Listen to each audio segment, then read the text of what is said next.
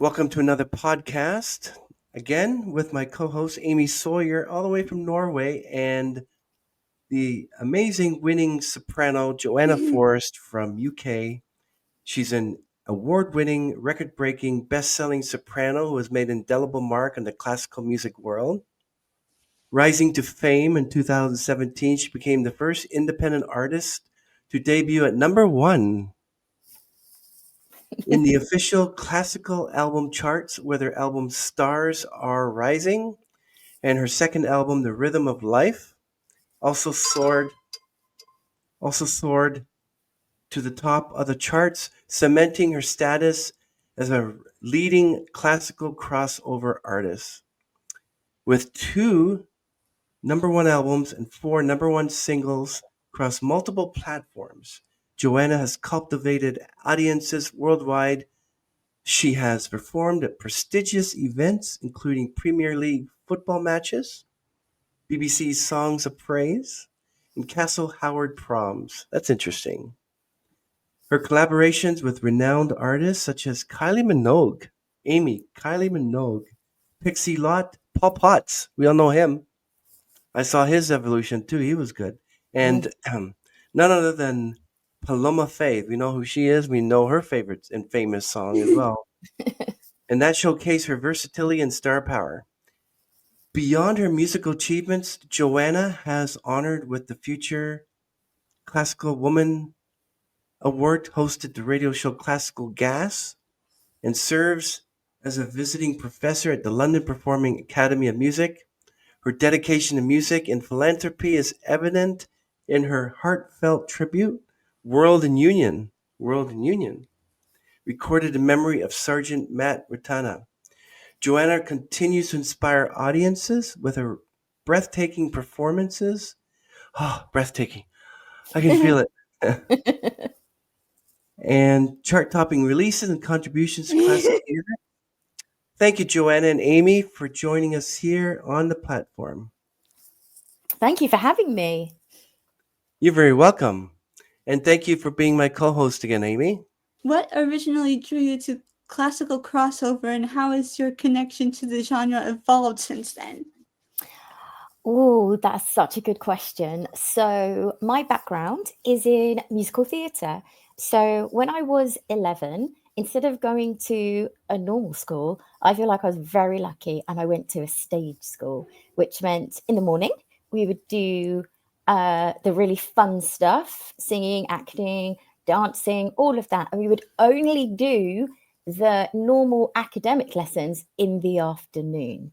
So I feel like I didn't have a normal school experience. I feel really privileged that school was fun. We were all working towards a common goal of, realizing our dreams like we were in. Do you remember Fame back in the day? I felt like that's sort of where I was. I always wanted to be an actress, which is why I started at the school.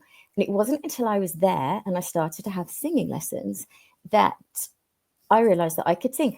I loved singing before. I'd sing around the house. I'd sing like when I was a child in the back of the car. But like nobody ever said, ever, oh, that sounds nice. You've got a nice voice. Like nobody ever said that. And I had to sing as part of my audition to get into the school. And I remember thinking, oh, it doesn't really matter what I sing because I need to be an actress and hopefully they'll see my potential in that way. I'd never had singing lessons. I'd never really had dancing lessons. But when you're 11, I was told they're looking for potential. But when I started at the school and started to have serious singing lessons, I realized, and you get feedback, maybe this is something that I can do. Oh, how interesting. And then as time went on, I had done plays of all different kinds. I'd done musical theatre, and I was getting frustrated with the parts that were always given to me, which was mainly children.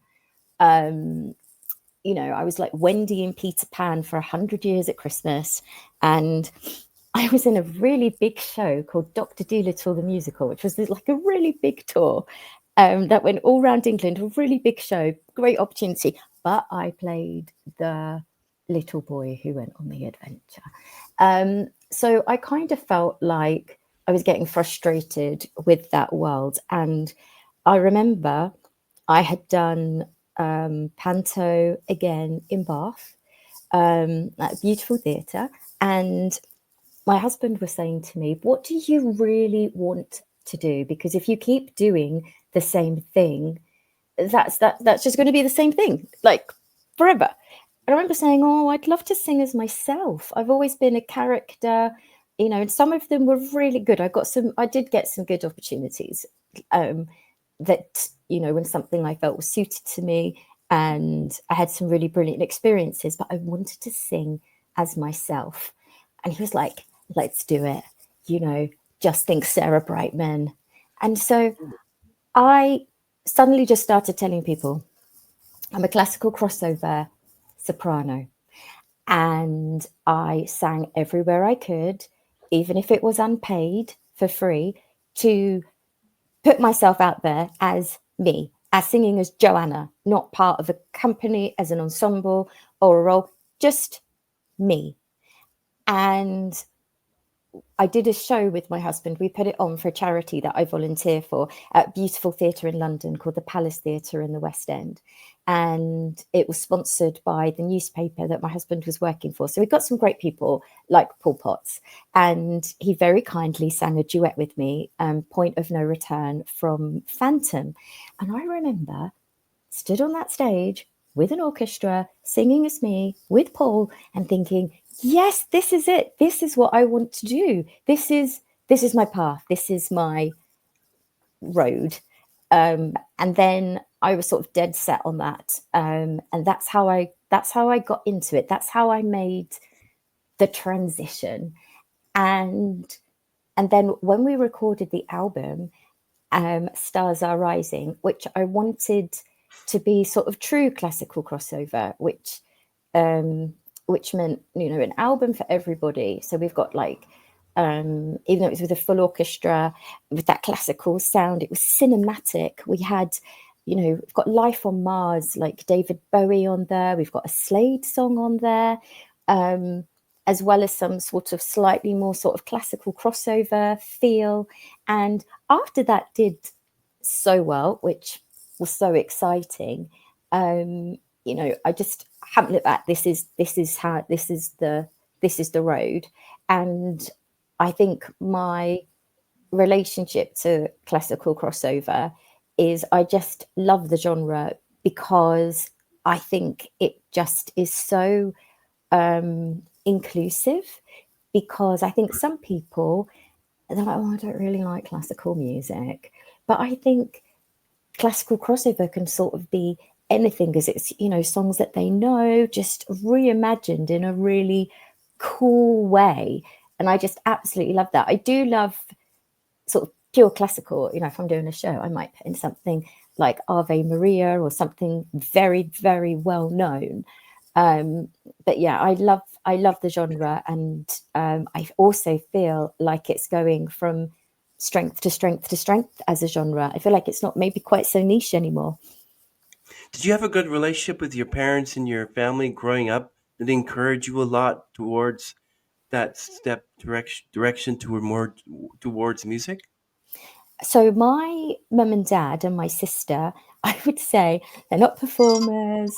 They're not. They didn't really listen to music.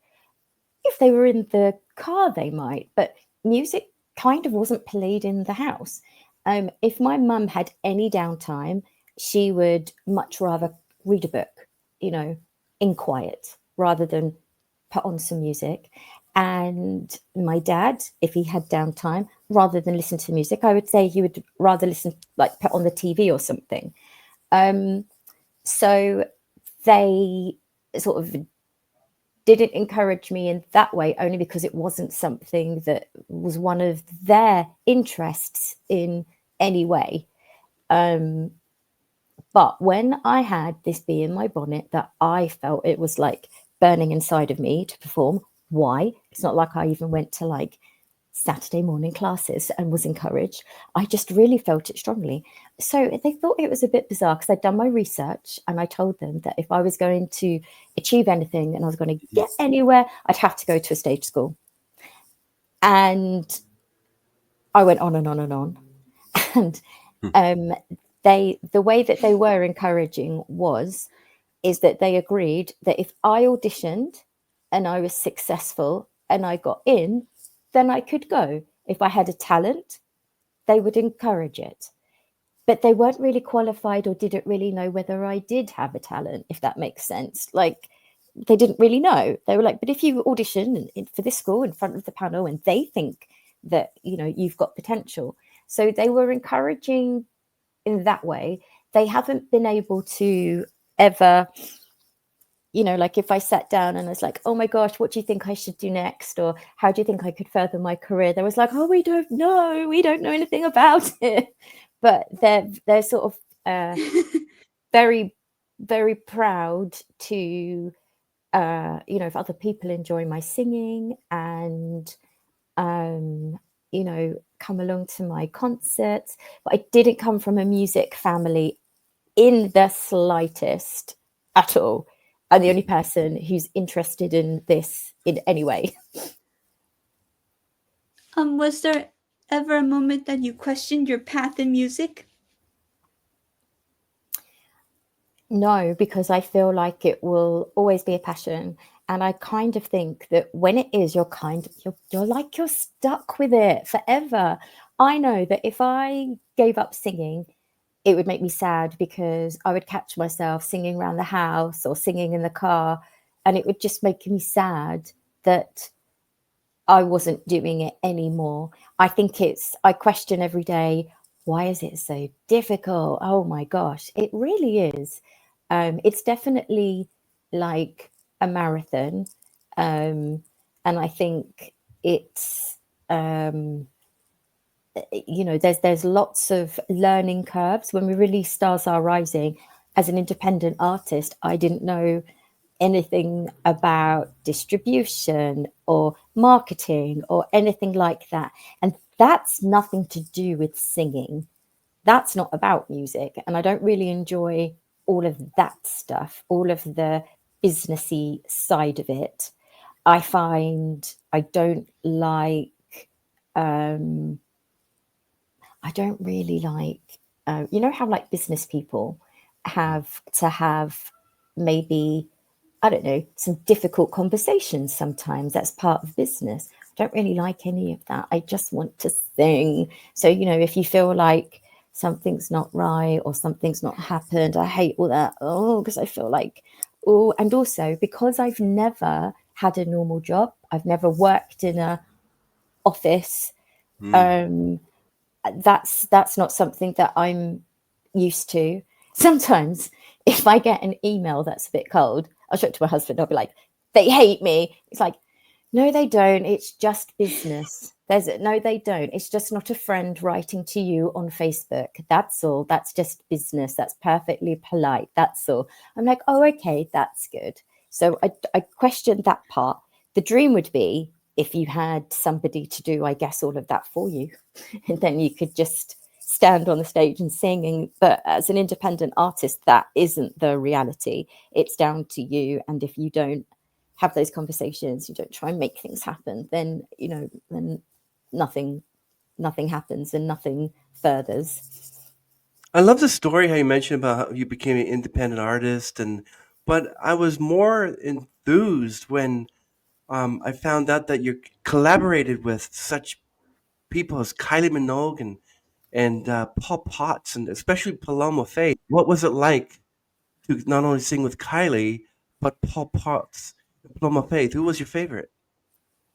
I just love Paul Potts because I feel like he has a way of just championing people. So he agreed to do the duet with me in the show, which was so lovely. And when I had my radio show, Classical Gas, he was a guest on that. And then I was so delighted for my second album, Rhythm of Life, that he agreed to be my duet partner. And we recorded a beautiful version of Because We Believe. written by Andrea Bocelli. So not only is Andrea Bocelli voice Mhm. of dreams, he actually creates this amazing music. And I just feel like I just love that. I love working with Paul. I love his story that, you know, the flip of a coin, he decided to audition for Britain's Got Talent, and then look at his life. And I think sometimes these reality TV programs can just shine a spotlight on a star, and then we all get to appreciate and enjoy that star. So the Kylie was it was a ball for Marks and Spencers, which is like a British, it's kind of like an upmarket supermarket, but sometimes they're really big and they sell clothes and stuff. So Mhm. there's one on every high street, and it was a big ball for the people who work there, or I think favorite people who work there. And Kylie was the headliner, and I opened the show. So I was on the same bill as Kylie, and she's amazing. And yeah, it was a absolutely like fantastic experience. And I just it's I just love people, like when you're around somebody like that. I just find it really inspirational. You sort of think, wow, like look what they've achieved, and it sort of makes you think that anything's possible, really. And with Paloma Faith, it was that same night, and she was so lovely. And I also got to sing at a concert with Pixie Lott, who's big star over here. So that's always so cool when you're on the same bill as people of that caliber. I remember Paul Potts. I think it was his debut on Britain's Got Talent, I believe. Mm, Oh, what a voice! And this guy worked what for a cell a phone company. voice. What a voice! And I was just like, "You're working where? And you should be doing. You know, it's amazing." I know, but that's kind of there's so many people who will just be like have these amazing sort of hidden talents that we just don't know about. So I'm really glad that he was discovered, and I think it might be because he entered into the music world in that way.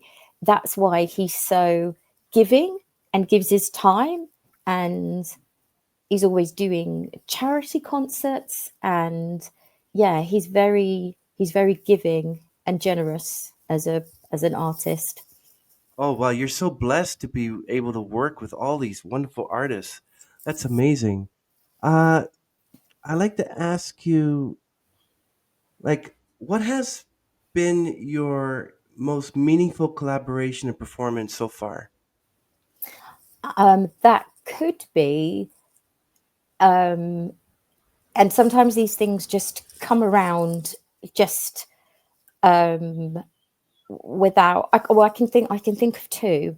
So one of them was when I was asked to sing on the single, the piece of music that was to commemorate our late Queen and Prince Philip's 70th wedding anniversary. The royal composer Olga Thomas asked me and a brilliant tenor called Daniel Cook to sing on her beautiful piece of music, Royal Platinum Love Song. And at the time, I thought that was a huge honor because, as you know, they had the ultimate love story. And I think now they've passed, it makes it even more special to have been part of that particular song. But another one that springs to mind was we had a huge news story in 2020 here that Sergeant Matt Ratner, who was a custody sergeant at Croydon Police Station, was killed in the line of duty. Oh, And it was just huge because it shouldn't have happened. He had a gun in custody. And I remember looking at the news stories because it was everywhere and thinking, gosh, like how tragic, how awful. But I didn't know that I had a mutual friend with Sergeant Matt Ratner, Millie, who worked at East Grinstead Rugby Club. And she called me and she said, you know, I need your help because Matt has been nominated for BBC Sports Personality of the Year Unsung Hero Award. We need some music to go with his nomination. I was like, absolutely, what do you want? And she said, we'd really like World in Union because of the rugby connection. That would be amazing. But something like a special version, especially for Matt.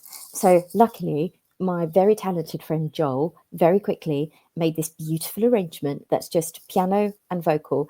We recorded it the next day in a studio just near me, and they were so kind because it was such a huge news story. They gave us the studio for free and did everything like that for free. And then his partner absolutely was very appreciative and sort of loved the song, which we were relieved about because we felt like we wanted to get it right. And it was played at his funeral, which was a big honor. And then Millie said, how would we release this to raise some funds for a foundation that we've created in Matt's name?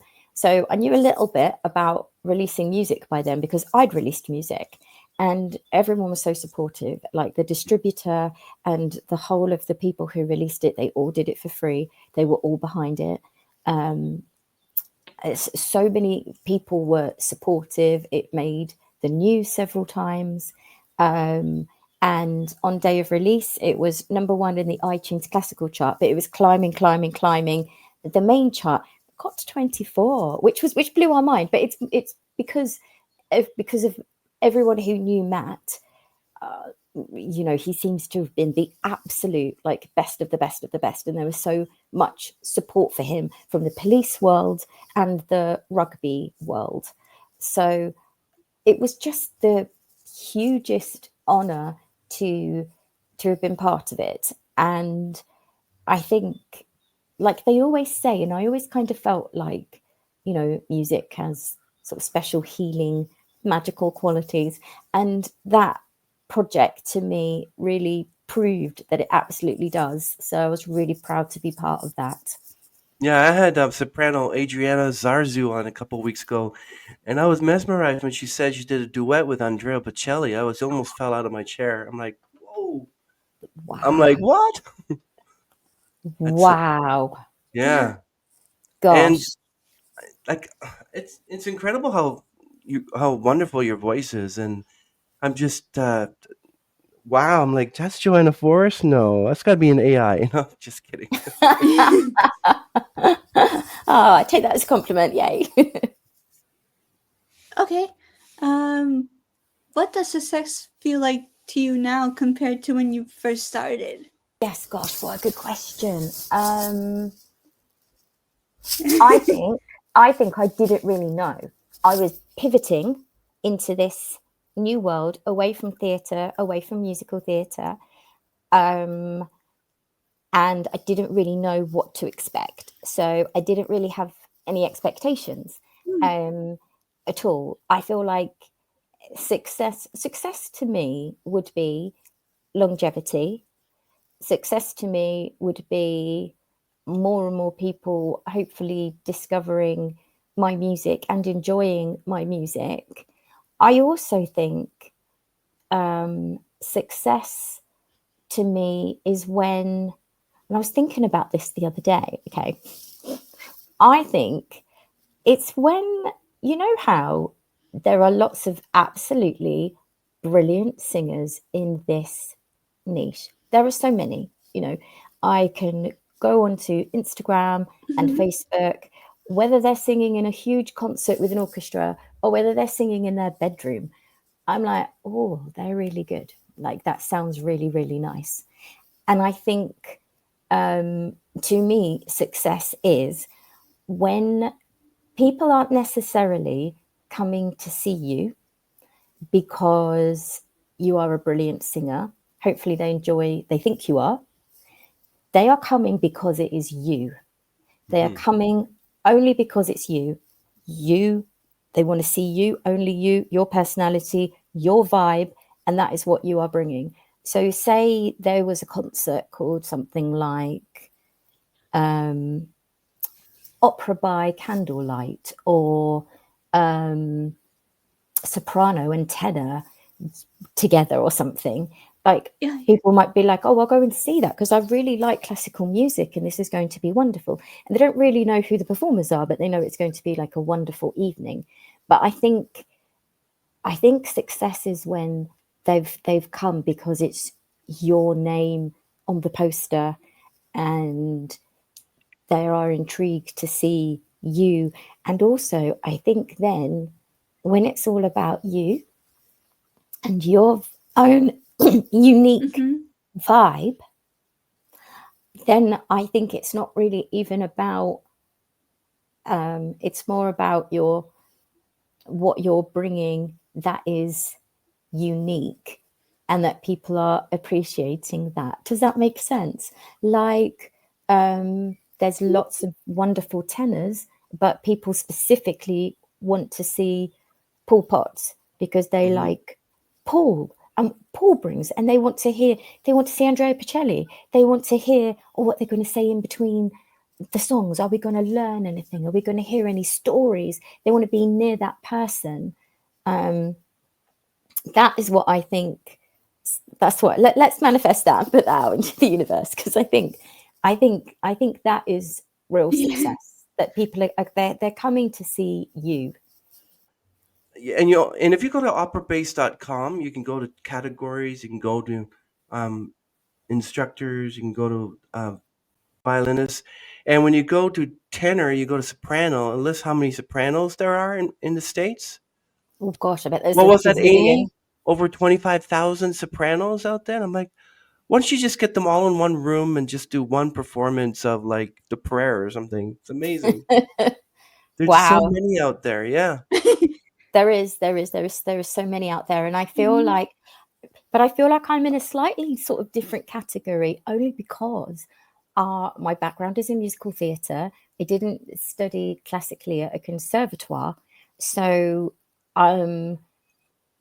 if anybody, how some people just hear sort of classical music and go, oh, she's not singing. It's like, no, I might be singing this aria that's from an opera, but I'm singing it as me. It's out of context of the opera, and it's not part of the opera, if that makes sense. And I think sometimes I think hopefully it's changing, but I think sometimes the classical world can be a little bit closed doors, a little bit. They don't want it to be for everybody, but I think it should be. And I think if you enjoy singing, if I enjoy singing O mio Babino Caro, I should be able to sing it. I think, but yeah, I think hopefully that type of thing might be changing. This is going to be an unfair question for you, Joanna. Ooh. Bear with me. But you got a chance to collab with Paul Potts again, and then he suddenly calls in sick, and they say, "Well, don't worry about it. We have options for you. Number one, now you're gonna fall out of your chair, but Britney Spears is a soprano, so you have a chance to do a collab with Britney Spears, Okay. Christina Aguilera, who's a mezzo soprano, Yeah. Josh Groban, or what do we say? No, just choose those three. Who would it be? Josh Groban. Like, I don't even have to think like Good a second choice. about it. Yeah. Yeah. Oh my gosh, he is amazing. I love him. Yeah. Wow. Yeah. What a dream that would be to even be in his orbit. I think he's incredible, and is a What a good voice. example Yeah. of sort of classical crossover, and going completely mainstream with it, and being so popular and Yeah. not being just sort of niche. Yeah, it's incredible. How did your debut album, Stars Are Rising, make history? Because I am the first independent artist to reach number one in the official UK classical chart with a debut album. So as I'm the first person to do it, I was like, chart history. You have performed everything from orchestral arrangements to theatrical ballads. How do you decide what musical world each project belongs to? Oh, well, I think with my second album, The Rhythm of Life, I had this idea that I don't know what it's like in America, but in the UK, not every child gets to have music lessons at school. It's not on the curriculum for every single child. There'll be some schools that might have music rooms with all the instruments, and but other children, if they don't learn it extracurricular, then they won't have the opportunity at all, which I think's really sad. And I wanted to create an album that was for the whole family. So the Rhythm of Life is a little bit more, I guess, in the world of sort of, even though it was with an orchestra, there is musical theatre songs on there and pop songs on there, but I wanted it to be like an introduction to classical music that, you know, that a child would enjoy, and so would like a parent or a grandparent, like everybody could enjoy. And well, it was just before COVID, but I did a couple of workshops in schools where I'd go and do a little mini version of the album. And it was so interesting talking to some of the head teachers about music, because what confuses me is one of the head teachers, and she was amazing because the school was actually in special measures, which means that it's sort of having difficulties, like it's underfunded. And this head teacher was amazing and was very dedicated to working really hard to improve the school. And I remember going, oh, you know, it's such a shame that there's not music here. And she said, oh, yes, but we do sing Happy Birthday if we can in assembly, and at least that's singing. And I was like, yes. And she said, because none of us teachers are very musical, we can't do any more than that. And she went, but then, you know, how many people, she said this, are going to be the next Elton John and are going to earn a living from music? But I said, what I don't understand about that is, come what may, art is on the curriculum. So I feel like music and art are both creative. Some children are going to be brilliant, some children are going to be okay, some children aren't going to be so good. And that's not really the point of art, is it? The point is that the children can get creative. Isn't music the same thing? How many children are going to leave school and become and make their career from being artists? I don't know the percentages, but it could be the same probability as making music, shouldn't it? It really surprised me that art is considered something that is necessary and music isn't. Surely they're both as important as each other. So that was one of the sort of things that I was talking about when I released the album, because I think there are so many positive things that go with learning music, you know, expression and creativity. And it doesn't matter if the end goal is it going to be your career. It's all about discovering things. And so I felt like the Rhythm of Life belonged in that little world of, you know, favorite songs that everybody knows, still with an orchestra, with an orchestral feel to it. And I had my friend, because I'd done pantomime with him, Andy Day, who, lucky for me, was in the panto as one of the celebrities, because he's huge on CBeebies, which is a big preschool children's channel here. And so he duetted with me as well as Paul on the album, and we did Fly a Kite from Mary Poppins, and Wow. that was that was really lovely, because you know, he's passionate about bringing, he's got his own band that bring music to children, so I felt he was like exactly the right person to have on board.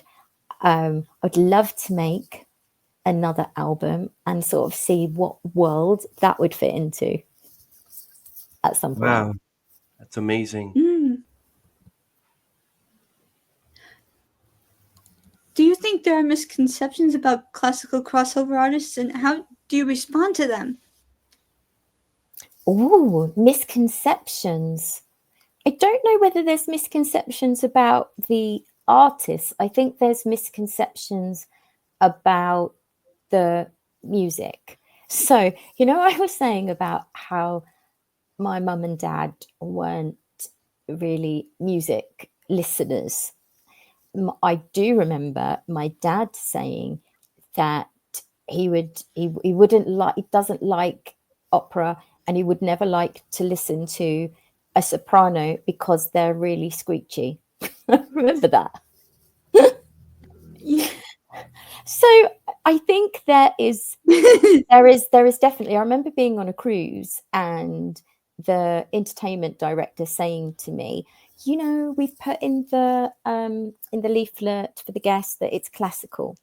And if people don't come, it's nothing to do with you. It's because they just will not sit through classical music and a soprano singing. And I think they think that it's going to be like, I don't think they sort of think classical crossover Sarah Brightman. I think they imagine some kind of opera diva belting out all these very, very high notes. And I think they think, I could listen to that for a couple of minutes and it'd be very impressive. I can't do like a whole evening of it. And I wish I could say to them, oh no, classical crossover is that's a misconception. It's very varied. It's, it's going to be songs that you recognize, and it's going to be, arrangements that you're going to enjoy. I think that's the misconception, I think. I've never met anyone like this, but I think there's a misconception that isn't like opera singers or like complete divas and these big personalities who just want everybody to do everything for them. But I've never met anybody like that. Yeah, they're saying that Mariah Carey was such a diva that whenever she got a hotel room, that she demanded that there be rose petals on the bed. She demanded so many things. I'm like, you don't want to work with people like that. I love good music though, but But you that you know what though? I think sometimes, and I don't know whether, I think what's really difficult is, I was saying that I don't like particularly the business side of things, and I don't particularly like difficult conversations. And sometimes I think, especially if you're female, if you try and advocate for yourself, sometimes I think people can put that down to you being difficult because you're in the music industry. But if you were, I don't know, a hedge fund manager or something, or a judge, or I don't know, United Nations ambassador, they would just think that you were very in control and that you were a very strong person and that you were doing your job properly. I mean, obviously, like petals on a bed is like quite extreme, but I think sometimes when people say somebody has been difficult, you think, oh, it's so interesting. Have they? Or do they just want things right? And that they are, that sometimes people don't expect people to stand up for what they believe, and then it sort of surprises them. Or sometimes do you think that you have to, if you act like the diva, then do people then give you a little bit more respect? They might not like you very much, and they might say Mariah Carey isn't the nicest, easiest of personalities, but is she a huge star? Yes. Because I think sometimes I'm guilty of, like you arrive somewhere like, oh, hi. And they're like, oh, no, I don't need this. I don't need that. I'm fine. No, it's fine. No fuss, no fuss. And you sort of think, gosh, sometimes if you arrive somewhere and go, where's this? Where's that? And they're like, oh, she's here. Quick, get it. And then afterwards they might be like, oh, she was very difficult. But is she successful? Is she, somebody to be, admired or something? They might be like, yeah, I don't know. Do you think sometimes it's a bit of a act that people like Mariah Carey want to show that they're somebody? I don't know. And she doesn't really care really about petals. I don't know. Well, I'm not going to throw her under the bus or anything, or even Beyonce and all those saying, "Oh, and Hmm. I get this award because of Beyonce." I'm like, what? What? Um, but I noted that there's like we all know her Stefani Germanotta, who goes by Lady Gaga, and she's like Mhm. so humble. I love that. She's one of those Yeah. musicians that just go into a classroom and start teaching, and nobody will know who she is. And Yeah. then they find out, oh, it's me. It's hi, just call me Miss Germanana or whatever. And they find out Lady Gaga, no way. And and I'm not gonna name the other artist, but um, he's well known. If I mention his name, you'll know who I'm talking about. But he was on stage, and he's known as a nice person, whatever. And a girl got up on stage while he was singing and tried to give him a hug, and he goes, "Ew, stay away from me." Oh, I'm like, what? I'm like, I don't want to listen to your music anymore because of that. Like, just be humble about it. Oh, it gets bad reputation for a lot of them. Oh, how has your personal story or background shaped the kind of music you create and connect with? oh. All these good questions. Yeah, Um, she's yeah, really good with these questions. yeah. She blows me away. Yeah. I don't know why sometimes I connect with a piece of music, but you just do. Like, and you think, this is, I'm connecting with this. This is amazing. Whereas other pieces of music, you just don't have that special spark with. Um, Mhm. I think my influences will always be um, musical theatre, as in someone like Sarah Brightman, who Mm. was in musicals, and look at her longevity she's had, and she is so popular, which in the hugest way still, which shows that there is this people do like classical crossover. Even like Il Divo have totally sort of Oh broken yeah. out into the Yeah. mainstream Hmm. hugely. um I also connect with songs that I like singing, which I know sounds a bit weird, but sometimes you're like, oh my God. Mhm. Like, so some songs you can love to listen to, and they're like, ah, and then so you don't want to sing it, you just want to listen to it. I don't like now, because in musical theatre, you have to sing the songs that your character sings, and you have Mhm. to find a way to sing them, and that's just it. It was so like a new idea to me when um, say something like "I dreamed a dream" from Les Mis, Mm. that I sing it in a slightly higher key, and it's like, wow, that was, I didn't even know you could do stuff like that, because when you're training for musical theatre, you have to find a way to sing it, because everything is in the context of the show. So to be able to take a song and to make it your own and to sing it Mhm. how you want it was like a totally new concept. And to sing things in different ways, because you're not Fontaine, you can sing it as you, and you're bringing you to it rather than her story and her journey. In Les Mis, it like sing like when I like singing in my own way Nessun Dorma, which is Oh. definitely for a tenor. And people are like, you can't sing that Mhm. because it's for a tenor. It's like, but why? Because it's not like I've suddenly Listen to gatecrashed Lucy it off. Kay's version. That's like, Beautiful, absolutely beautiful, exactly. um yeah, I think out of the context of any opera, you should be able to do what you want, but I think my influences are probably always, I love that kind of as well as being a soprano, I love the classical crossover sound, because I like it slightly, like a bit Disney, a bit musical theatre, but still soprano. Like, I think those are my influences, and how I would feel sort of in my element, sort of singing things like that. if you could operatize any pop genre song, what song would it be?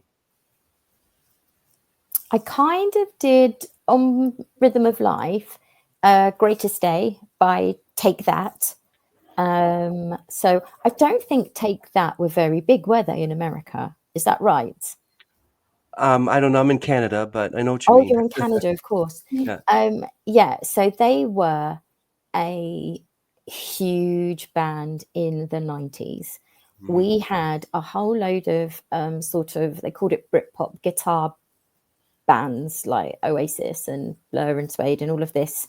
And then they were just old school, manufactured boy band that everybody went mad for.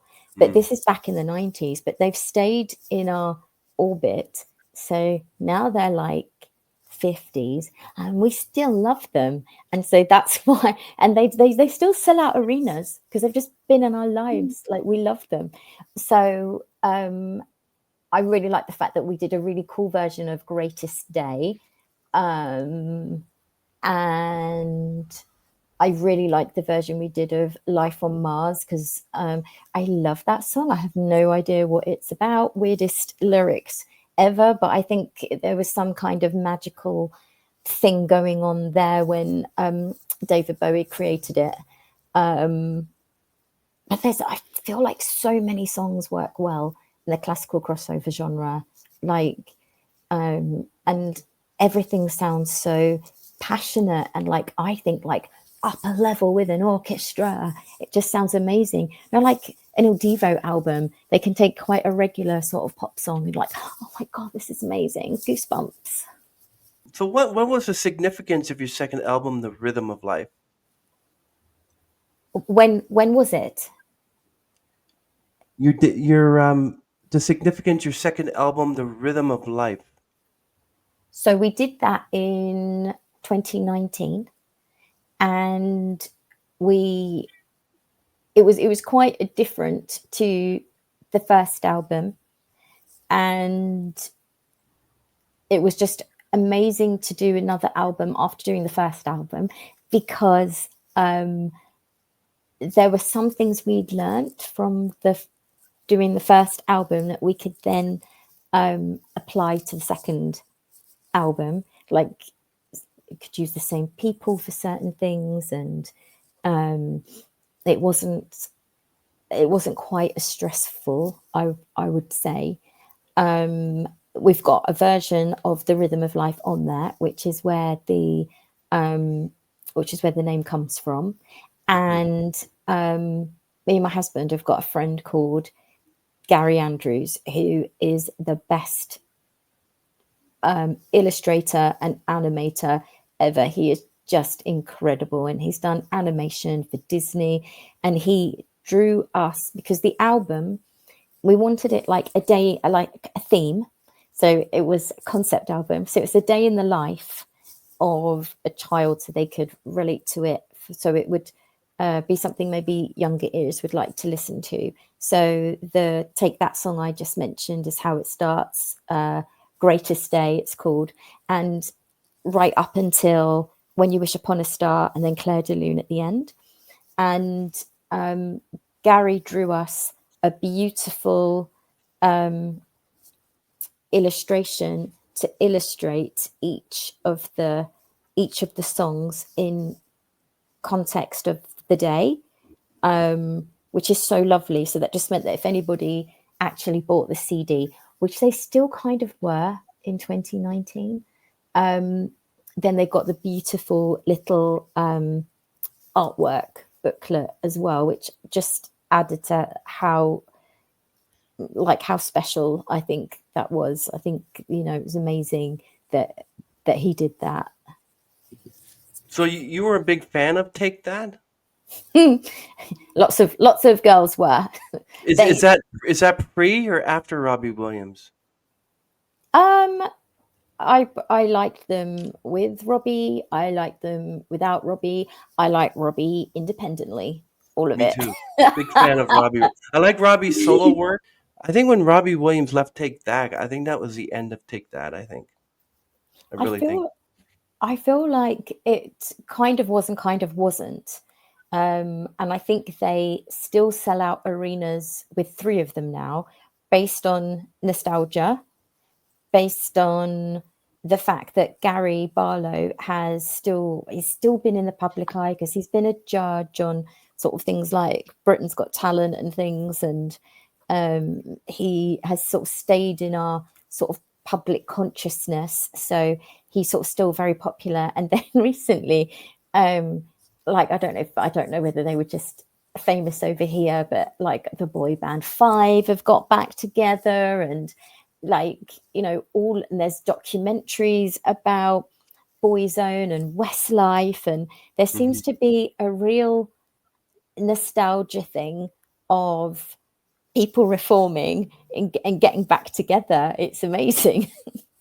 So many boy bands out there, so many girl bands out there. It's just like, I'm still a big Bangles fan, but you have new ones cropping up. Yeah, Bangles Susanna were Hoffs. Yeah, really good guitarists too. Bangles were Uh, amazing, and I think I read somewhere that the Spice Girls are all five are getting back together again to do some kind of tour.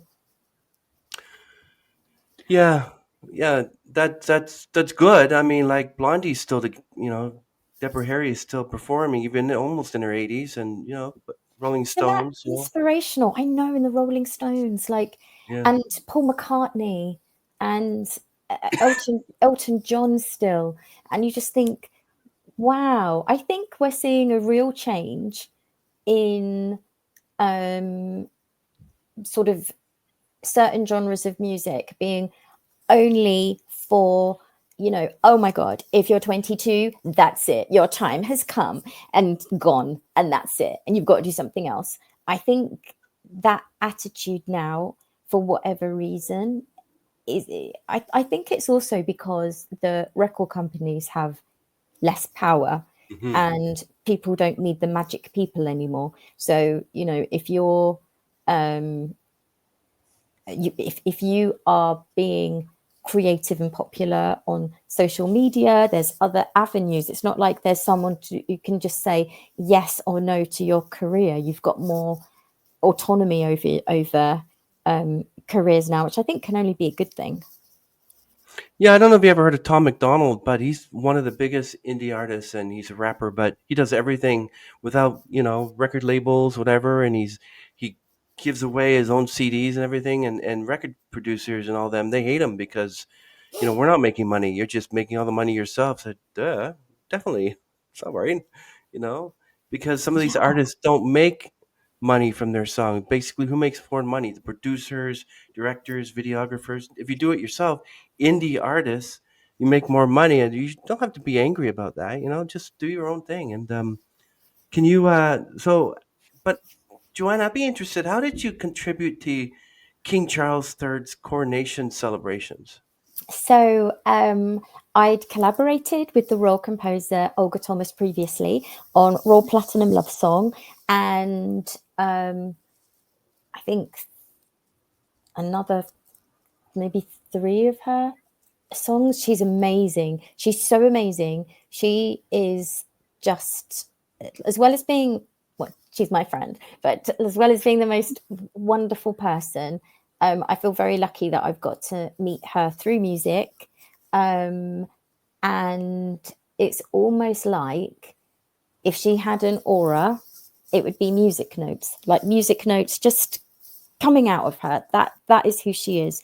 And every time there is an event or an occasion to do with the royal family, Olga creates a piece of music for the royal household. So that could be like the wedding anniversary, or she's created songs for when there's a new baby being born into the royal family, or a wedding, or she created a beautiful piece of music when the Queen passed away. And she asked me to sing on his noble crown, which was created for King Charles's coronation.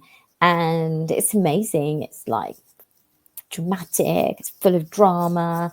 Yeah, I always feel very privileged to collaborate with Olga, and it was also very special because I hadn't seen a coronation before, because the Queen was just Queen for so long, wasn't she?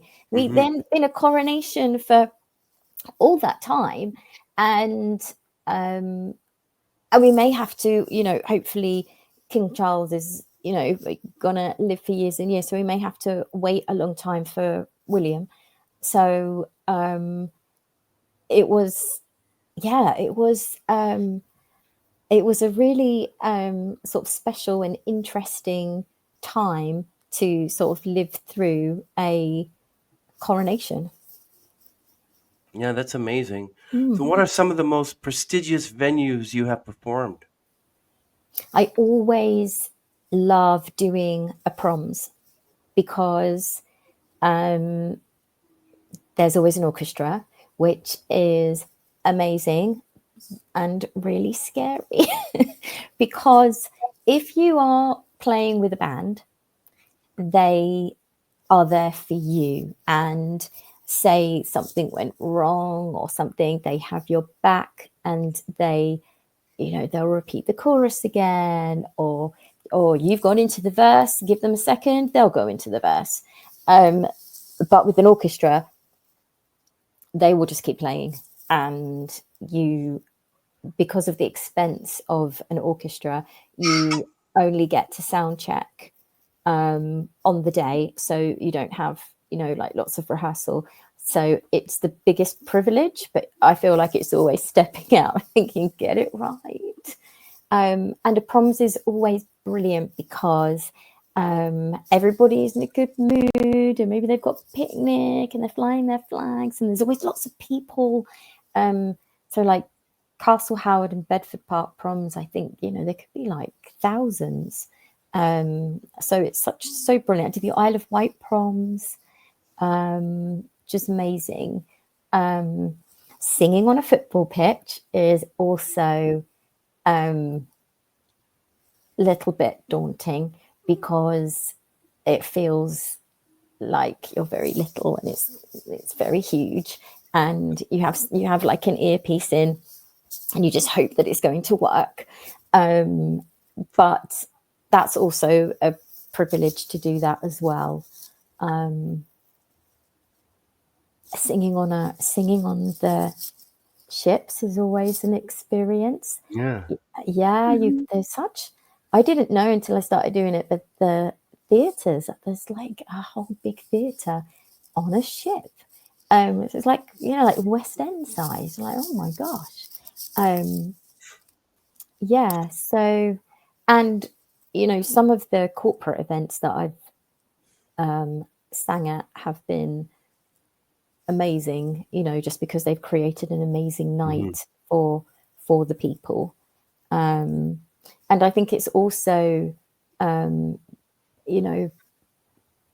lovely singing at things like carol concerts for really important charities, and in those type of events, which can be really lovely as well, and heartwarming.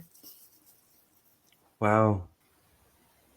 What do you feel that what do you hope the listeners feel or take away after hearing one of your performances? Oh, well, I hope that they've definitely enjoyed it. I hope that that they've experienced being for that, maybe it's just half an hour or an hour, that they've just been able to be taken out of their everyday lives, and they've just had a really lovely time, and that they've got sort of like lost in the music, that they've liked the set list that I've put across. If I'm singing my own arrangements for my albums, that they've enjoyed those arrangements. I also hope that that they've enjoyed it enough to then be interested in me, and maybe they want to sort of follow me and sort of join my journey, maybe. So acoustics are very important when you sing in a venue. Yes, definitely. If you get good acoustics, it's such a dream, which could be, like churches or cathedrals. You're just like, oh, this is really good. And there's like natural sort of like reverb and it all sounds really lovely. And that can just be sometimes when I'm still in the world of musical theatre and you audition just in a room with a piano. Sometimes if it was like more of like an officey room, it'd be like, oh, these acoustics. And then if it's even like it's a church hall, you're like, this is going to be good. Yeah, but if you are amplified, then hopefully you have got a sound engineer who is really good at his job, who is going to take care of all of that for you. But yeah, it's usually if you're singing not amplified and it's just you, that yes, it's so brilliant to have extra help with the acoustics. Yeah, that tribute you did to Sergeant Matt Ratana did impact the classical charts. How do you feel it did impact it? Well, we were just delighted that on the day of release that it was number one in the iTunes singles classical chart, and then but it was climbing throughout the day in the main chart. And we couldn't believe that. We were like, no way, in the main chart. Oh my gosh, it's like climbing. And then it got to 24 and we were like mind blown. But that's because of, he was part and so popular in so many worlds, rugby world, police world, the people who'd been watching it on the TV who couldn't believe that he had died in that way that was, tragically so avoidable.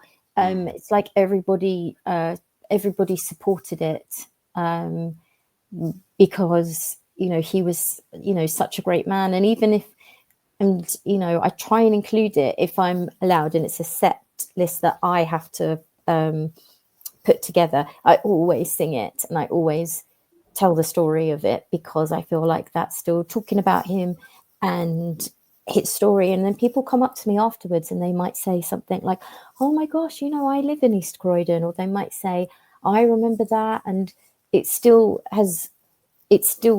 people, it still resonates with people, I think. So it's just the hugest honor to have been able to create that tribute. What advice would you give a young singer that would want to explore this genre today? I would say I went to see with my husband quite a long time ago. I went to see Catherine Jenkins at our theatre that's quite near us. Oh my goodness! And Wow, she's yes, good. oh, she's so amazing. And we could write a question down and give it to the usherettes, and it was going to be put in a big thing. And she was going to, after the interval, she's going to like take them out and like pick them. And honestly, literally everybody in the whole of the theatre clearly had a question. So anyway, so I'm writing. I was like, why? She's not going to pick yours out. Why bothering? Like, there's so many, as if it's going to be yours. But I wrote down going, what advice would you give to a younger classical singer in this genre? I literally wrote down that question. And then I sat there and I had this feeling that she was going to pick out my question. And she was like, so Joanna's asked, what advice would you give? And she asked that exact question. And I remember thinking, what I often think about what she said, which is so true, is that you just, if somebody was thinking, I want to do this, then you just have to start. So people need to know about you. So she was talking about, like getting onto YouTube and just singing, even if it's in your bedroom, it doesn't need to be, hugely, spending loads of money on like the best quality. People are going to be interested in you and your personality. Sing anywhere you can. And that's what I did when I first decided to sort of pivot into the world. I just sang anywhere, even if it wasn't paid. So I'd say sing anywhere, get experience, because the more you perform, the more you will get to enjoy it. because I think that's like with anything that you do. And I think I definitely don't get as nervous as I did. And I think that's I remember Lucy Kay talking about nerves, and she was saying it could have been when I interviewed her for my radio show, or it could have been online she was talking about it. But there's obviously like a lot of pressure when you're on a TV program. I can only imagine. And she said after the feeling those nerves, she was sort of promised herself she'd never feel nervous again. And that's what Katherine Jenkins says about when she sang one of her first performances ever was for a very prestigious, I think it was like the Rugby World Cup or something, and singing the Welsh national anthem or something huge. And she promised she'd never get as nervous. So I think the more you do something, the more comfortable you will feel. And then people will feel comfortable watching you, because I don't like if somebody looks really nervous, even if they're brilliant, it just makes you feel a bit worried for them. It puts you on edge, and it's not an enjoyable, it's not a relaxing experience watching somebody like very nervous, even if they sound amazing. So I think perform as much as you can. Also, I think take advantage of things like social media and Instagram. I find all of that stuff still so like, oh gosh, like some people are just so creative and funny, and you're just like, oh my gosh, how did you think of that? That's like hilarious. Like, I don't know if you've got any of those skills, use them. Anything that you can. If you have any sort of special interests or anything that you're passionate about, talk about that as well. But I would say, do it is my advice, and sort of like, don't wait. Yeah, talking about Katherine Jenkins, that's someone who can take a pop song and really make it into a beautiful classical crossover. And I love Katherine Jenkins' voice. She's amazing. Yeah, she's done so much for the genre. I mean, Yeah. it's almost like she's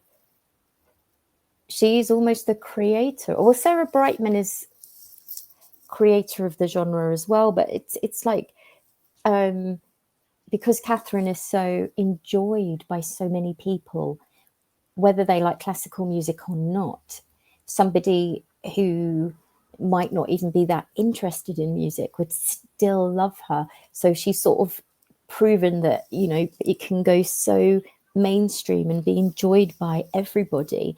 And I also love her dresses because they're amazing. It's got the best ball gown, it's got the best wardrobe.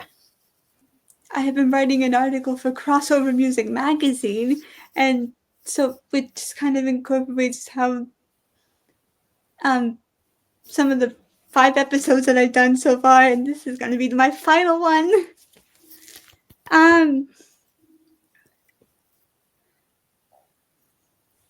But in your view, how has classical crossover changed since your debut? And where do you think it's headed? I think the genre has expanded and got bigger. I think things have changed since Stars Are Rising. So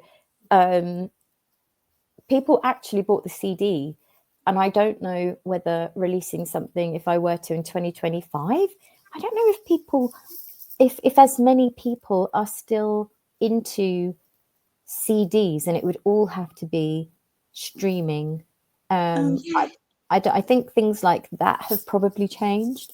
I think lockdown changed that. I think it probably made more people, because there wasn't really that much else to do sometimes in lockdown.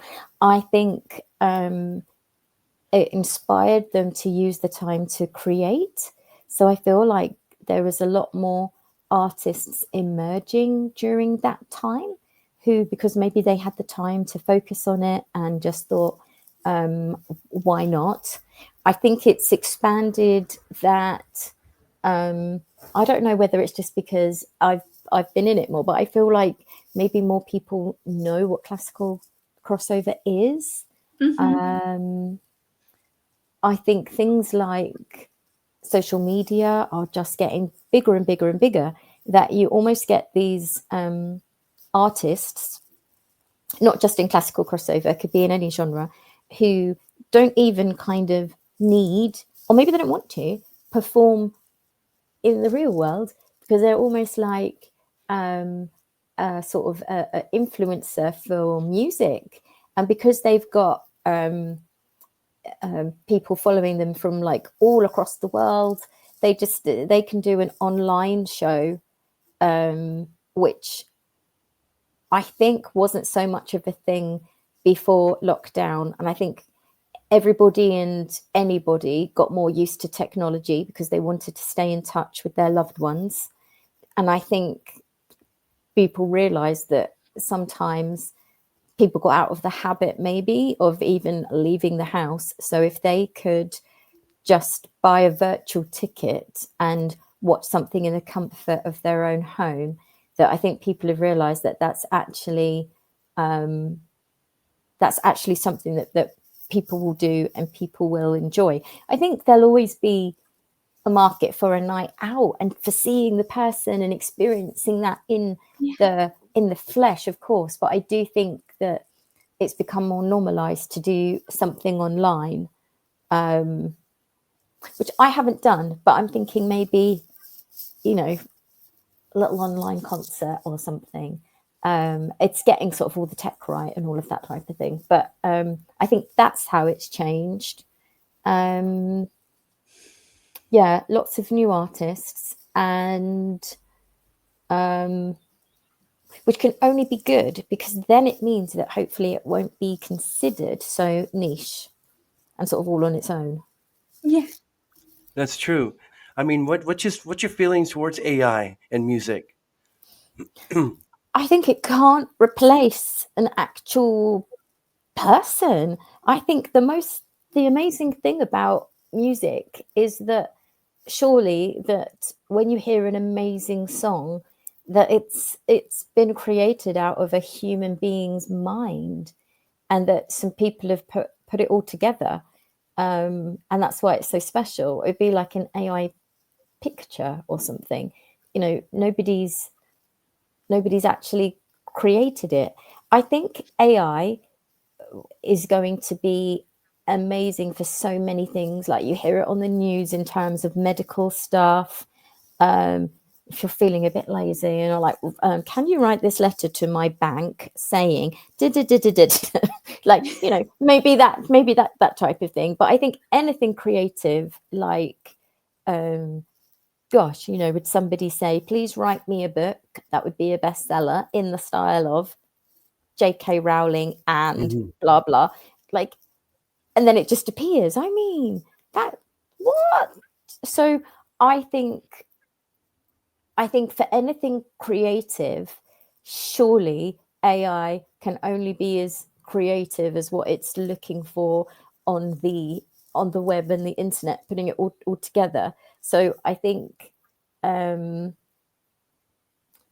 AI can be amazing, but not in the world of even sort of cinematography, anything creative. I think it would be a shame if, we heard in a few years' time that all journalists were out of a job because one person can type in some prompts and then get a whole newspaper. I mean, is that going to happen? Hopefully not. No. No, Yeah. no, that's true. Well, thank you so much, Joanna Forest, for Oh, being with thank us on the you. platform this morning. Really appreciate the answers and how just a warm feeling that you're going to go places. You're going to get better and better. Oh, that's so And kind. Thank thank you, you. Amy, for being my co-host again. Thank you, Thank you Um, for Amy. having me. and I'm looking forward to more and more episodes with you. But you Yeah. are going to be writing 5 articles. No, you're going to be talking about the Crossover Magazine article about your 5 times as co-host. Yeah. And she's doing such a good job, and even her questions, I'm like blown away. Your I'm like, questions were I couldn't even so think of this good. one. Thank It was you. so good. Brilliant You're so questions. good, Yeah. Amy, and I can't wait for more. I can't wait. Yay. All right. Thank you, Amy, for being here all the way from Thank Norway, and you. Joanna Forest, and look forward to hearing more from you. We're going to end the stream, but just wait there for 1 second because I know that the upload thing has a issue sometimes. Okay, everyone. Thanks for watching. Bye. Bye. Bye. Thank you so much.